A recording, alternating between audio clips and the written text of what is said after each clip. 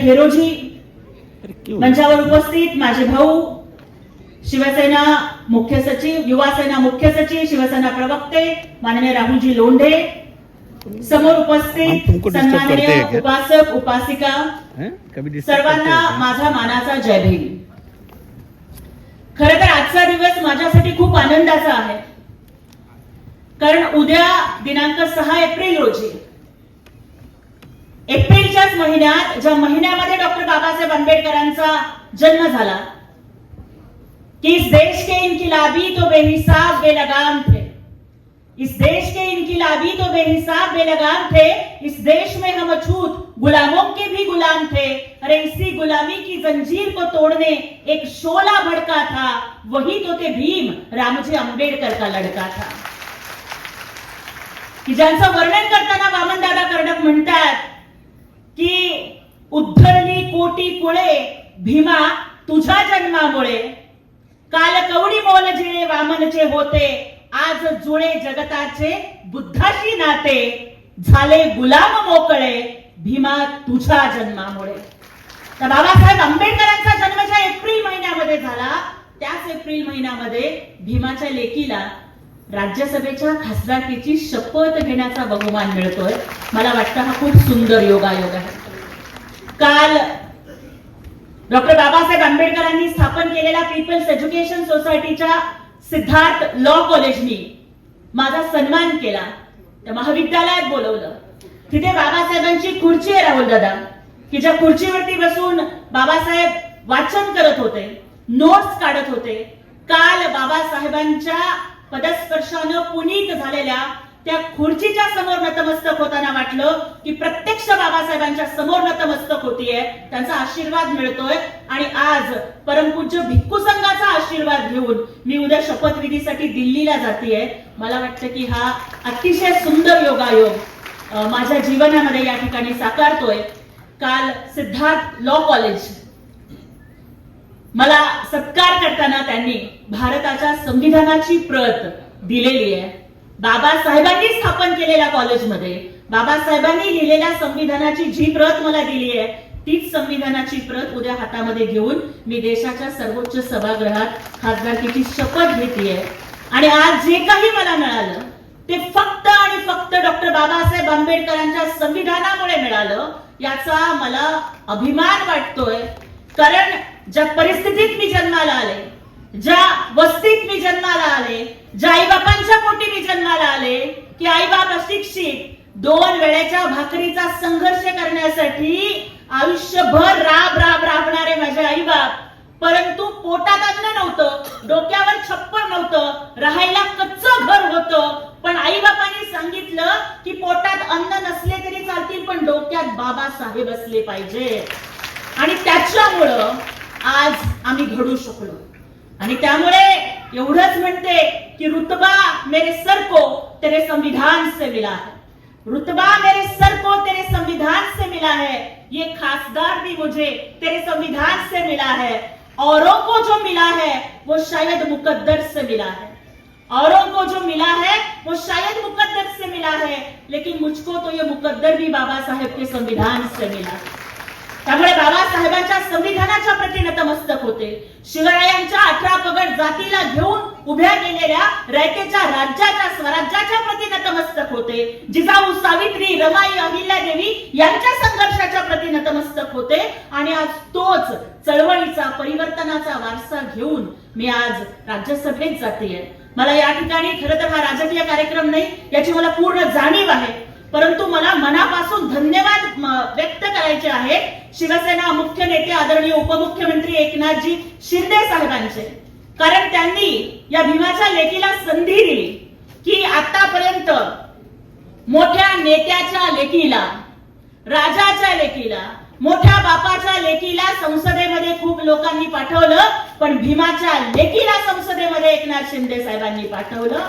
त्यामुळे त्यांच्या प्रति कृतज्ञता व्यक्त करते की साहेब, तुम्ही माझी जात बघितली नाही, साहेब तुम्ही माझी परिस्थिती बघितली नाही, साहेब तुम्ही माझं आडनाव बघितलं नाही, माझा बाप काय करतो, माझी आई अशिक्षित आहे हे बघितलं नाही, परंतु तुम्ही माझं माझं शिक्षण बघितलं, तुम्ही माझा अभ्यास बघितला, तुम्ही माझा संघर्ष बघितला आणि जाती धर्माला दूर ठेवून तुम्ही भीमाच्या लेकीला संधी दिली, याबद्दल कृतज्ञता व्यक्त करते.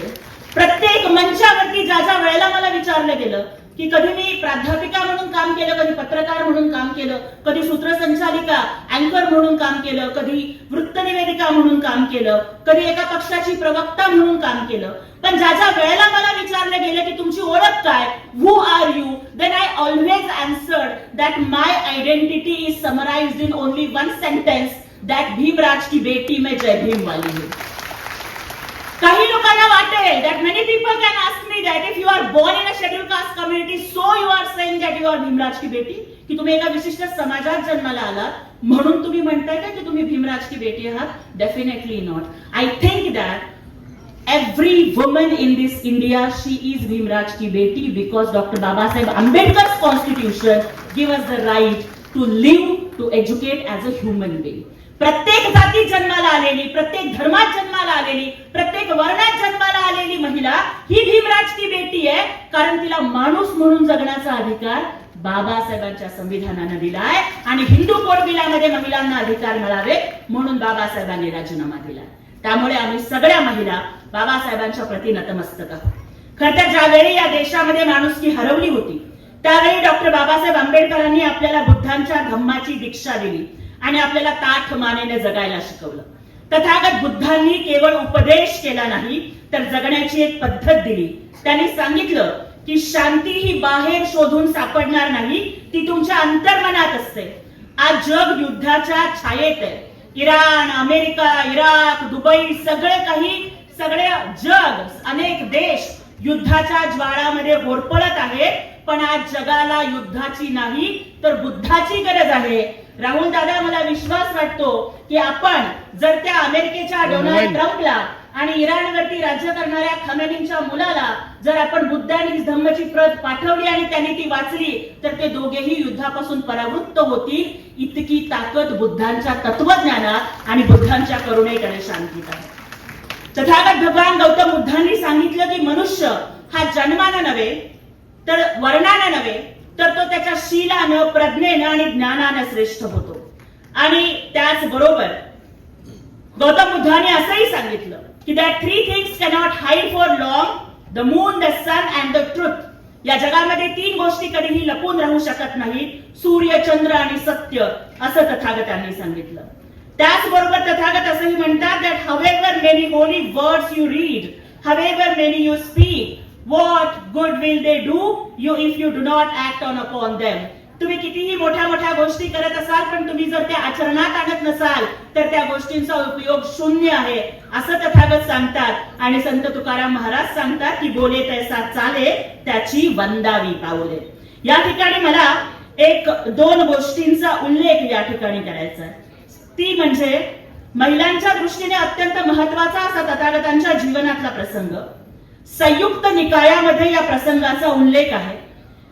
जेव्हा तथागत श्रावस्तीमध्ये विहार करत होते त्यावेळेला राजा प्रसेनजी हा तथागतांना भेटायला आला होता. त्याच वेळेला राजाचा एक सेवक एक बातमी घेऊन आला. राजाच्या कानात त्यांनी बातमी सांगितली की राणी मल्लिका देवी प्रसूत झालेले आहेत आणि त्यांनी मुलीला जन्म दिला. राजा प्रसेनजीत उदास झाला. तथागतांनी विचारलं की तू उदास का झालास.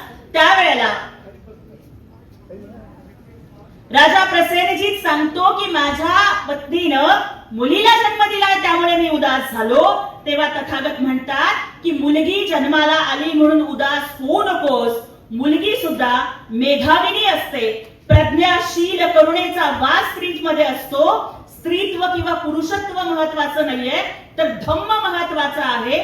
हा उपदेश तथागत भगवान गौतम बुद्धांनी राजा प्रसेनजिताला केला होता आणि सांगितलं होतं की स्त्री आणि पुरुष हे एक समान आहे. तथागतांनी सांगितलं होतं की धम्माचं यान जर तुमच्याकडे असेल तर प्रत्येक व्यक्ती ही निब्बाणापर्यंत पोहोचू शकते. तथागत सांगतात की बुद्ध धम्म हा डोळे झाकून मानण्याचा धम्म नाहीये तर डोळे उघडून जगण्याचा मार्ग आहे. जिथे तर्क आहे तिथेच बुद्ध आहे. आणि त्याचबरोबर आपण बघा की बुद्ध वंदनेच्या मध्ये ज्या ओळी येतात की इति पिसो भगवा अरहम सम्मा संबुद्धो विद्याचरण संपन्नो सुगतो लोकविदो अनुत्तरो पुरिस धम्म सारथी सत्ता देव मनुष्यान बुद्धो भगवती. म्हणजे ते भगवान बुद्ध खरोखरच अर्हत, सम्यक संबुद्ध, विद्या व आचरणाने युक्त, सुगत, लोकवेत्ता आणि जगाला सन्मार्गावर आणणारे सर्वश्रेष्ठ सारथी आहेत असा त्याचा अर्थ होतो. आणि खरोखरच मला आपल्याला सगळ्यांना हीच विनंती करायची आहे की आपण सगळ्यांनी बुद्धांच्या मार्गावर चाललं पाहिजे. की नफरत को नफरत से मिटाया नहीं जाता, नफरत को नफरत से मिटाया नहीं जाता, बुझे हुए चिराग को बुझाया नहीं जाता. दुनिया को जीतना है तो बुद्ध की शरण में आ, क्योंकि तलवार से किसी को अपना बनाया नहीं जाता. त्यामुळे जर जगाला जिंकायचं असेल तर बुद्धांच्या मार्गाशिवाय आपल्याला पर्याय नाहीये.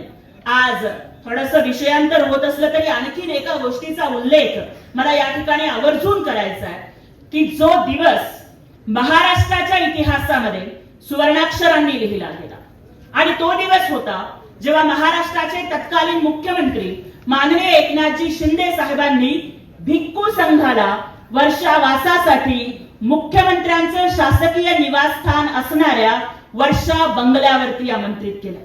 महाराष्ट्राच्या इतिहासामध्ये अनेक मुख्यमंत्री होऊन गेले, अनेकांनी फुले शाहू आंबेडकरांचं आणि तथागतांचं नाव घेतलं, पण कुणीही भिक्खू संघाचा आदर सत्कार करण्यासाठी वर्षा बंगल्यावर त्यांना बोलावलं नव्हतं. पण माननीय उपमुख्यमंत्री एकनाथजी शिंदे साहेब हे महाराष्ट्राच्या, मला वाटतं कदाचित ते भारताच्याही इतिहासातले पहिले आणि एकमेव मुख्यमंत्री आहेत की ज्यांनी वर्षा शासकीय निवासस्थानावरती वर्षावासासाठी बौद्ध भिक्खूंना आमंत्रित केलं. भिक्खूंना स्वतःच्या हातानं भोजनदान, धम्मदान आणि जीवनदान केलं आणि वर्षा बंगला मुख्यमंत्र्यांचं शासकीय निवासस्थान इथे वर्षावास झाला आणि त्रिशरण पंचशिलाचे सूर गुंजले. तो दिवस महाराष्ट्राच्या इतिहासात सुवर्णाक्षरांनी लिहून ठेवण्यासारखा आहे. आणि त्यामुळे नक्कीच मला आपल्याला सगळ्यांना इतकीच हमी या ठिकाणी द्यायची की उद्या शपथविधी होईल, उद्यापासून राज्यसभेची कारकीर्द सुरू होईल, पण आपल्याला सगळ्यांना अभिमान वाटेल अशाच पद्धतीची माझी कारकीर्द राहील. ज्या समाजाचं मी प्रतिनिधित्व करतेय, ज्या सगळ्या महिला भगिनींचं प्रतिनिधित्व करतेय, समाजातल्या वंचित, शोषित, गरीब, कष्टकरी, शेतकरी या सगळ्यांचा आवाज बनण्याचं काम मी नक्कीच राज्यसभेमध्ये माझ्या कारकिर्दीमध्ये करेन. माझ्या प्रत्येक शब्दामधून, माझ्या प्रत्येक कृतीमधून बाबासाहेबांचं संविधान, बुद्धांची करुणा, महात्मा फुले आणि सावित्रीबाई फुलेंचं शिक्षण आणि शिवरायांच्या रयतेच्या राज्याचा वारसा हा माझ्या प्रत्येक कृतीतून आणि शब्दातून कसा उमटेल याच्या प्रती मी आयुष्यभर कटिबद्ध राहीन. आणि त्यामुळं सगळ्यात शेवटी मी एवढंच म्हणते की आंखों में समता और दिल में करुणा का समंदर चाहिए. आंखों में समता और दिल में करुणा का समंदर चाहिए. बाहर ढूंढने से क्या होगा, बुद्ध अपने दिल के अंदर चाहिए. आणि त्याच्यामुळेच आपण सगळ्यांनी तथागताला आणि तथागतांच्या विचाराला स्वतःच्या हृदयामध्ये स्थान देऊया. एप्रिलचा महिना चालू आहे, जयंत्या अनेक ठिकाणी साजऱ्या होतील, परंतु लक्षात ठेवूया की बाबासाहेब आंबेडकरांना डीजेच्या तालावर नाचणारी नव्हे तर पुस्तकं वाचणारी माणसं पाहिजे होती. त्यामुळे बाबासाहेबांची पुस्तकं वाचूया. बाबासाहेबांना डोक्यावर घेण्यापेक्षा बाबासाहेबांचा विचार डोक्याच्या आतमध्ये घेऊया. कारण ते नेहमी म्हणायचे की पुस्तक माणसाचं मस्तक संपन्न करतं. जे संपन्न मस्तक आहे ते कधी कोणाचं हस्तक बनत नाही आणि जे मस्तक कधी कोणाचं हस्तक बनत नाही ते फुले शाहू आंबेडकरांशिवाय कोणासमोर नतमस्तक होत नाही. आणि असा नतमस्तक न होणारा समाज घडवायचा असेल तर पुन्हा एकदा आपल्या सगळ्या महापुरुषांच्या विचारांची उजळणी करणं हे खूप महत्वाचं आहे आणि ते आपण कराल याच्याबद्दल मला अजिबात शंका नाही. त्यामुळे आपणा सर्वांचं मनापासून आभार मानते. आपणा सर्वांचे आशीर्वाद, प्रेरणा, मार्गदर्शन इथून पुढच्या आयुष्याच्या प्रत्येक प्रवासामध्ये असेच राहतील याची अपेक्षा करते. सन्माननीय भिक्खू संघाचा जो आशीर्वाद मला मिळणार आहे तो माझ्यासाठी अत्यंत अनमोल आहे. तो जीवनाच्या प्रत्येक पावलावरती आणि माझ्या संसदेमधल्या प्रत्येक दिवसासाठी अत्यंत महत्वाचा असेल. तो मला सतत आठवण करून देत राहील की तू कुठल्या चळवळीशी जोडलेली आहेस आणि तुला कायम जगाच्या कल्याणाचा विचार करायचा आहे. आणि त्यामुळेच मी या ठिकाणी पुन्हा एकदा आमचे मुख्य नेते माननीय एकनाथजी शिंदे साहेबांचा आभार मानते की त्यांनी माझ्यासारख्या एका सर्वसामान्य परिस्थितीतल्या भीमाच्या लेकीला संसदेवरती पाठवलं. आपणा सर्वांचे आभार मानते की ज्यावेळेला मी खासदार झाले तुम्हाला वाटलं आपल्या घरातली मुलगी आपल्या घरातली बहीण खासदार झाली आहे आणि तिच्या संघर्षाला न्याय मिळाला. सन्माननीय रत्नप्रिय भंतेजी थेरो आणि त्यांच्या समस्त भिक्खू संघाचं मनापासून मी या ठिकाणी आभार मानते, कारण त्यांचे आशीर्वचन जीवनाच्या प्रत्येक लढाईमध्ये मला लढण्याचं बळ देणार आहेत. आणि शेवटी एवढंच सांगते की मौत का डर तो उन्हें लगता है जिनके कर्मों में दाग है. मौत का डर तो उन्हें लगता है जिनके कर्मों में दाग है. हम तो भीम के अनुयायी हैं, हमारे तो खून में भी आग है. न जिंदगी की खुशी न मौत का गम, न जिंदगी की खुशी न मौत का गम, जब तक है दम जय भीम कहेंगे हम. एवढंच बोलते आणि थांबते. जय हिंद, जय महाराष्ट्र, जय शिवराय, जय भीम, जय भारत, जय संविधान.